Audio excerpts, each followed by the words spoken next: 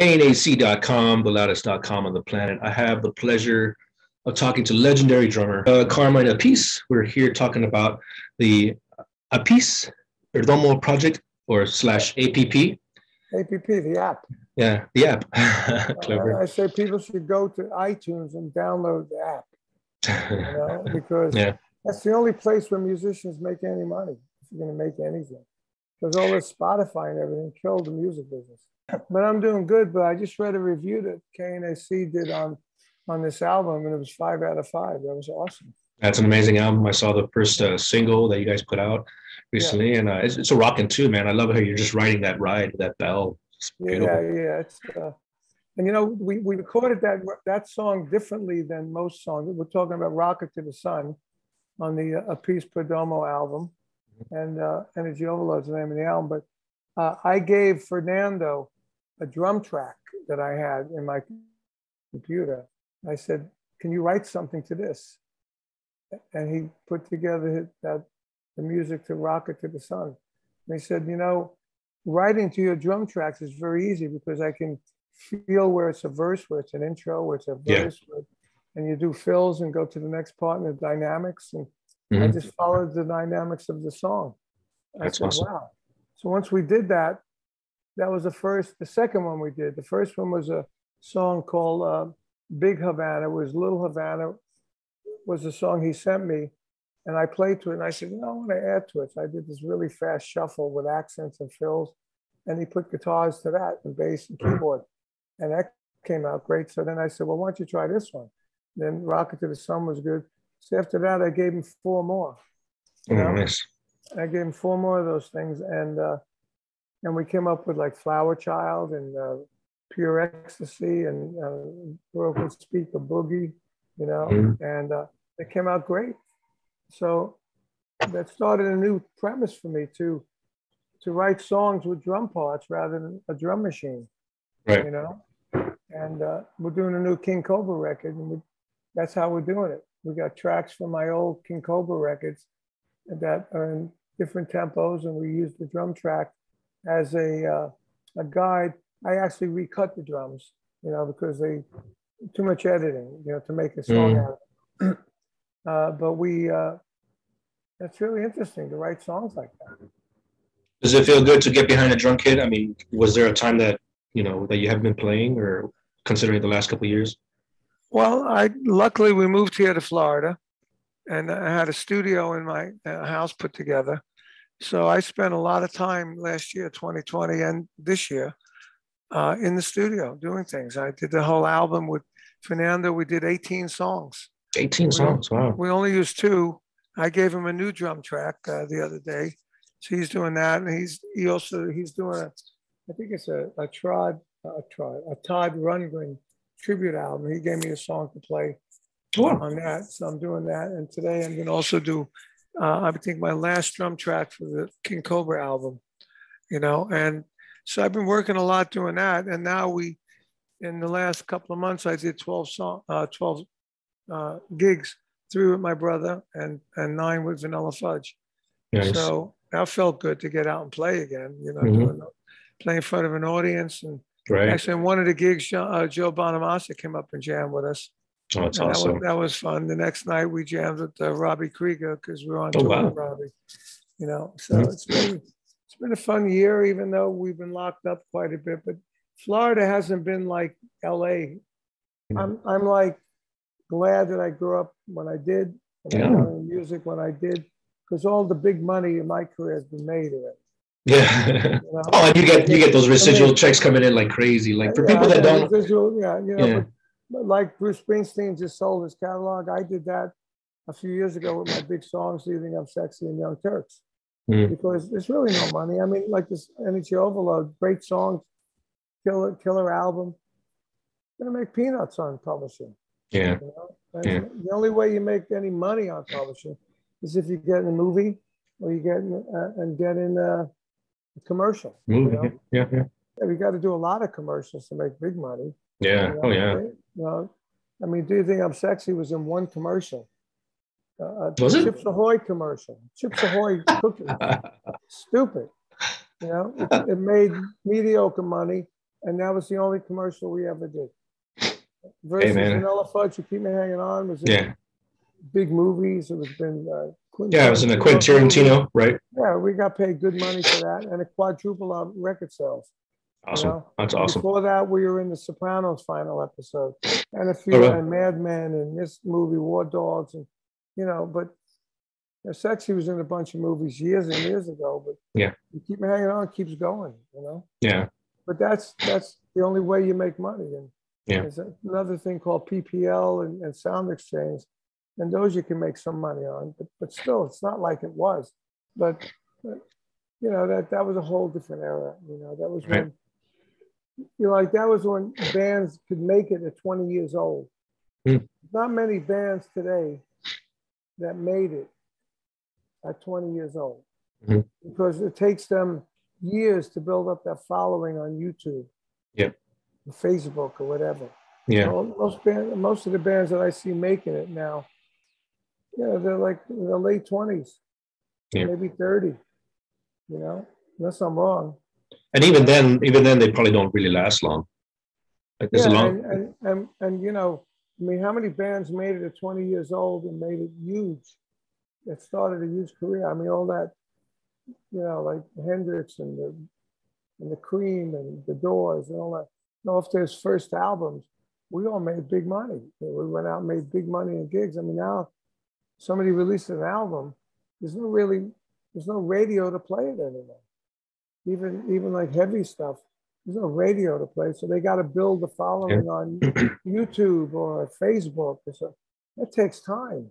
It does. It takes years, But at the same time, I think it's kind of I don't want to say an advantage, but it's almost too easy where they can cut corners. They can buy the attention now, whether it's through ads or likes. But it's not the same kind of attention. Yeah. I mean, when you used to get played on like a medium rotation on the radio station, you got tens of thousands of people listening to you at one time. One time. And they say that YouTube is like today's radio. It's not. When you're driving along, you don't know what the station is going to play. Yeah. You might not hear the song you want, so you go buy it. Now, you like a song, you go, why should I buy it? I'll just pull it up on YouTube. Yeah, that's unfortunate. Put it on your phone, put it in your car, put it in your house, put it wherever you want, and choose to play it whenever you want to. Yeah. Without buying it. And sure, you might have an ad on YouTube. People make on the ad, they make zero. They make nothing. It's like Spotify. So the only way bands can make it now is to get out and play and open for people. Then you got to pay them. Yeah. To do that. So it's really catch-22 a lot. Yeah. That's why it takes so long for a band to make it now. Yeah. Through your long and illustrious career, at what point did you see this transition where you're like, this is possibly not going to be good for the music industry? When Spotify came out. Actually, when that, what was that thing that came out years ago, 10 years ago, maybe? Napster? The thing that, was it? Napster? Yes. When Napster came out, I started seeing the writing on the wall as they were getting the stuff for free. And then Laws went through that court thing with them. Yeah. And then we got rid of them. And then iTunes came, and I said, okay, well, at least you buy a single, it costs $1.25, $1.29, and you still make some money. Yeah. I mean, if you sell, 5,000 downloads on iTunes, you're getting some money. You still get some money from iTunes, but nobody buys it as much because they got stupid Spotify. You know what bands make on Spotify? Like less than a cent or something. 0.003. So it takes 350 streams to make a penny. Yeah. Come on, dude. Yeah. 350,000 streams is like $1,000. Yeah. It's terrible. It is terrible. It is terrible. So new bands can't make big money. I mean, you used to sell a record, gets on the radio on heavy rotation around the country. You end up selling 500,000 records. You make $500,000. Yeah. And that's how bands got rich. But see a lot of young bands getting rich unless they're, you know, you're doing 135 million streams, and that's still only $500,000. Yeah. Whew, man. 135 million streams. Think about that. You know, these kids today, they don't get played on the radio. They get played on YouTube. I mean, if you got 100 million views on YouTube, I guess you'd make some money on Sound Exchange or something, you know? I think it caters a lot to like the pop artists, whatever pop music is nowadays, which yeah. also is nothing the way pop music or top 40 was back in the day, you know? It used to be, it was actually like the top 40 was actually full of like bands or at least musicianship, you know, whereas pop artists is just. That's another reason that why a lot of them, music stores went out of business because they used to sell drums, guitars, and basses. And now all the pop music has is computers. Yeah. You know, so the computers are doing well. And you got pop artists, and they all sound the same. I mean, you used to go and have a radio, somebody come on the radio, go, oh, that was Queen. And that was Led Zeppelin. That was Ozzy. That was Black Sabbath. You know the difference. Now somebody comes on a pop radio station, and it all sounds the same. You don't know who's who. Yeah, and that's another reason why there's no icons too. Yeah, it's sad. So we're talking to the living icon right here, Carmine Appice. I used to be Appice, now I'm Appice. Appice. I should have worn my hat too because my hair is erect. Yeah, I'm like you, man. I'm all great too. Look at this. Oh, good for you, man. How old are you? I'm 43. 33. 43. 43. How'd you get gray so young? Did you do it yourself? Stress, and I think it's hereditary. Oh, no, that's pretty cool, though. Yeah, thank you. I learned to embrace it, man. I learned to embrace it, and like I think it looks great on you too, man. I was dyeing my hair black. Yeah, I was dyeing my hair black and purple for so many years that it goes to show you another thing about Facebook. You know, I put on things like today. My other album, Guitar Zeus, I have an album called Guitar Zeus that I've done over years. It's the 25th anniversary box set coming out today, right? Ooh, wow. And it's got everybody on it: Brian May, Slash, Yngwie. You should look it up at decoentertainment.com, DEKO Entertainment. And anyway, so I put stuff like that up on there. I put Energy Overload on Facebook. And I get a few comments. I put up that I stopped dyeing my hair and I'm going, this is my new look. It's great, bro. 3,700 comments, right? And 100,000 people viewed it. You know, it's like goes to show me this is where Facebook is at. It's not about all the managers say, oh, you got to put this on Facebook. You got to do this on Facebook and, you know, promote it. It doesn't matter. Nobody cares on Facebook about your promotions. Yeah, it's a visual thing now too much. It's a bullshit thing, you know. So I don't do it. I see friends of mine, you know, like Mike Portnoy might have, you know, 300,000 people on Facebook. But he works it, you know. I don't work it. It's not my cup of tea. So we're talking to the icon here. And for those that don't know, he worked with Rod Stewart. You mentioned earlier, Do You Think I'm Sexy? Everybody knows that song. Yeah. What was it like back in the day working with Rod? Oh, it was amazing. He was the best front man, the greatest rock singer. And everything we did sold 5 million records. And everywhere we played was 20,000 people. We did the Forum, you know the Forum, right? Yeah, of course. Yeah, we played there 6 nights, sold Ooh, out. Nice. We played the Garden 5 nights, sold out.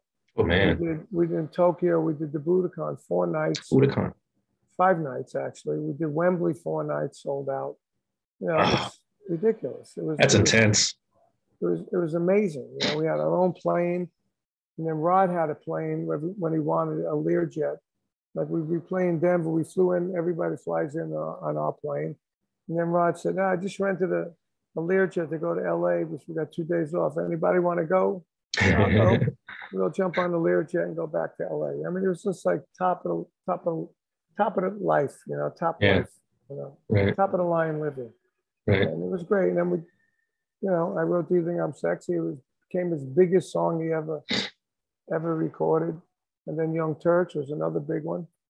But then again, you know, all those songs lost their power because of all those things we just discussed. Yeah. Nobody buys records no more. And mechanicals are the only way you make records when you're a songwriter. You know, that's why people want to be a songwriter. It's sad.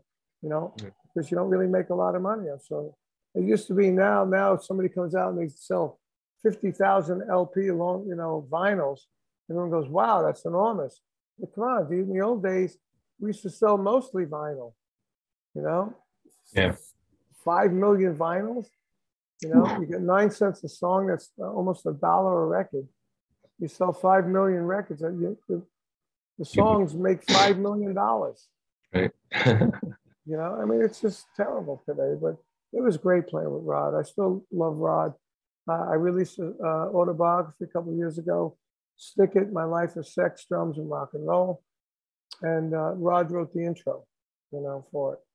So I saw him about 6 months ago and here. Oh, really? Oh, cool. Yeah, he's in Palm Beach. He has a house. And nice. We went out for a drink. That's awesome. The first time he saw me with my new hair, like this. Now I look like a mafia guy, There you go. You could pass for a mafia guy with your ass out. Yeah. Hey, let's do it, man. Let's get the next Sopranos or whatever mafia movie comes out. Let's do it. Yeah. What are some of the fondest memories you have of KNAC? Well, I remember just going doing interviews and listening to it a lot in my car. Yeah. Because it played heavier rock than like KLOS and all that. So I really liked it. I think they might have been involved in one of my drum offs. I can't remember. Awesome. The Guitar Center drum offs that they used to do. I did the original for 5 years. Oh wow! And then they stole the idea from me. Oh, bastards! That sucks. One day they called me. I did 5 in a row, 5 years in a row. And I never got paid for it. I was just into the mindset of bringing drums out front and bringing more people's attention to drums. Yeah. And I didn't really get paid for it. And so I took a year off.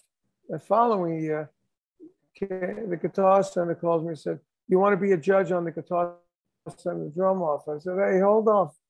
What do you mean Guitar Center drum off? These are mine." I said, "Yeah, well, you didn't do it last year, so we thought we'd do it this year, and we've been promoting it." I said, "No, I'm not going to be a judge on the Guitar Center drum off when you rip me off for it, Yeah. And then years later, they did 25 years of it. They wanted to give me a Guitar Center Legend Award. And I said, "I'm not going to do it unless you say at the award show, or it's going to be at a drum wars, at a drum off." He said, "Unless you say at this drum off that I started it." And I did the first 5 years and created this whole thing, and then you guys took it over. I just want people to know that I started it. Yeah, I did. Yeah, but it was a ball buster to start it. It wasn't like easy. Right. And I created a whole following. I took it around the country. Yeah. And they made it nationwide through all their stores. Yeah. I made it nationwide before them. Yeah. So they said they agreed. So when I got the awards, they announced it. For those of you that don't know this, Carmine's the creator of the drum off, and Good. one of the reasons Very good award for him always pushing the drums and doing creative things for drums. That's very good. So I said, "Okay, thank you." So now that's hanging in my studio here in the guest house. And a couple of last questions before I let you go. I know we're taking up enough of your time, but what kit are you what drum kit are you playing right now? I'm playing D drum, and D drum, when I went with them in 2008, used to have a lot of heavy guys on it. D drum had a lot of really great drummers. Vinnie Paul played D drum, and Brian Tishy played T drums, and I think like a guy from Testament. They were like, with Dean guitars, they were like the heavy metal kind of drum thing. But now it's changed. A lot of people left, and I'm like the only one of the originals from that 2008. Yeah, still there, but they make really good drums. My drums sound great. Yeah, and they give me good service. Matter of fact, I just had my 75th birthday 2 days ago. That's right. Happy belated birthday to you. Thank you. And they gave me a beautiful black snare drum with nickel, made of nickel, painted black with all brass hardware, with a plate says Carmine Appice 75th birthday. So it was like a one of a kind.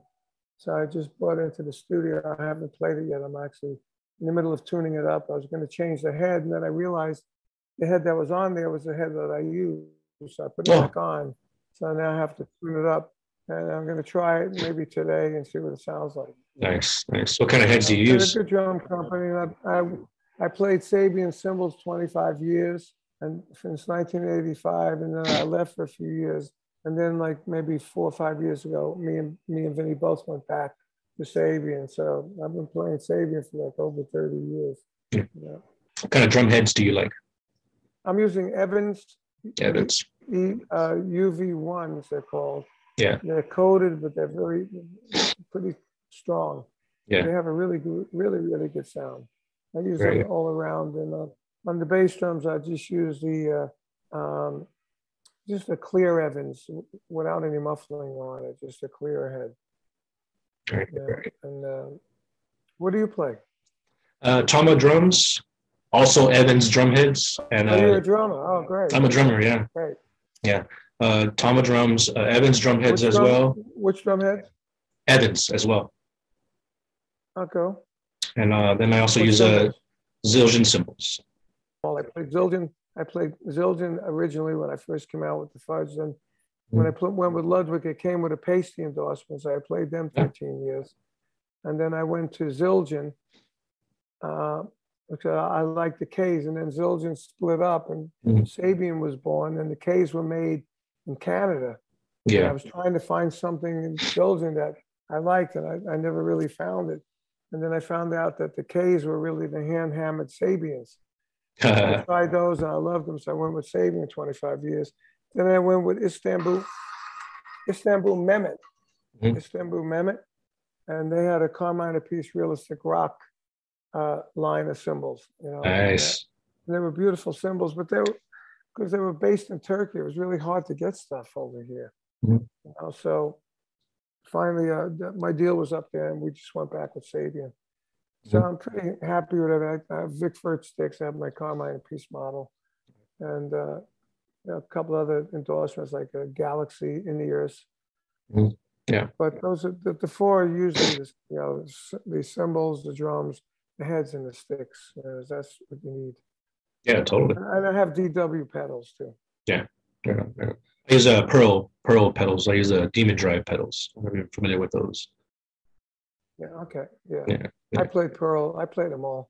I played Slingerland. I played Pearl. I played. You know, it's funny when I left Ludwig, Tama offered me a big money deal because I was just coming out of Rod Stewart and had the hit songs and everything. And I wanted to stay American, so I went to Slingerland. Oh yeah, Slingerland. Nice. Year and a half, and then they closed down. Oh. So I blew that big money deal. So I went with Pearl, and they didn't offer me that big money deal at the time. Yeah. I stayed with them 5 years, and then the guy that I signed with, he left. And I didn't like the new people, so then I went with Premier. I was with Premier five years, and then Slingerland came back. No, I'm sorry. After Slingerland, I played Mapex. Oh, wow. Billy Cobham and me were like two big guys at Mapex. Yeah. You know, and they were good drums. My Guitar Juice album, I released, they have all the Mapex on it, and they really sound great. And then after Mapex, I was offered Slingerland again when Gibson bought Slingerland. I said, I don't know if I want to go with you guys. I said, you have a habit of dropping out. I said, no, this is Gibson. It's not going to go out of business. Guess what? 5 years later, it went out of business. Oh, man. They made me some amazing drums. I have a drum set that I don't even know how much it's worth. It's a Radio King purple leopard, hand-painted purple leopard kit with 4 bass drums and 1, 2, 3, 4, 5, 6 toms and an aerial tom, you know, and a Radio King snare, of course. But the whole kit is Radio King, which means it's maple lined with mahogany inside. And I said, how much is this kit worth? It's the very last kit Slingerland built. I said, I don't know, whatever somebody wants to pay for it. I said, you mean like 20, 30 grand? I said, yep, maybe even more, the guy said. So it's still sitting in my locker in LA. I have a locker in where Sound City used to be, you know? And it's like, I got so much junk in there, it's unbelievable. My kids, when I die, they have to go clean it up, you know? I'll buy some. I'll buy one of your drum sets. Sign me up. Well, I got some there. if you want. I got a beautiful Mapex kit that was on the Guitar Zeus. I got another Mapex kit, Bird's Eye Maple, purple. You know, I got what else I got there? I got parts. I got a D drum ES kit, was a duplicate of the kit that I had on the Ed Sullivan show. Oh wow, you know, that's awesome. Big 26 bass drum and 13 by 26, 16. That's a monster. And a custom Carmine snare. Yeah, 26 bass, 26 by 15. It is a monster. That's a monster. A booming sound, a big booming sound. Yeah, Carmine, I want to thank you for it. I got stands. Thank you, man. I appreciate you coming on. Yeah, and again, the Appice Perdomo Project (APP) released earlier this year, 9/24, a day before my birthday, coincidentally.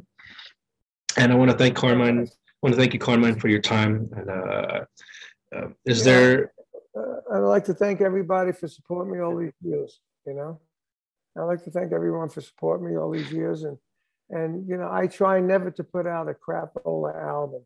You know, so I think if you listen to this Energy Overload album, you'll go, wow, this is really a good record. King Kobra record's good. Even we did a new Vanilla Fudge song that was great. Yeah. And earlier in the year, a brand new Cactus album that people was raving about. And unfortunately, COVID killed it. You know. Yeah, unfortunately. But 50 years, it's great. It's great to see that you're still going and still kicking ass, man. A high respect for you that I have for that, and so. We could only be so lucky to get that far, you know. But well, I appreciate it. Thank you very much. Thank you. And you have a great one. And again, it's a pleasure speaking to you, my friend. Okay, bro. Cheers. Cheers. Bye-bye.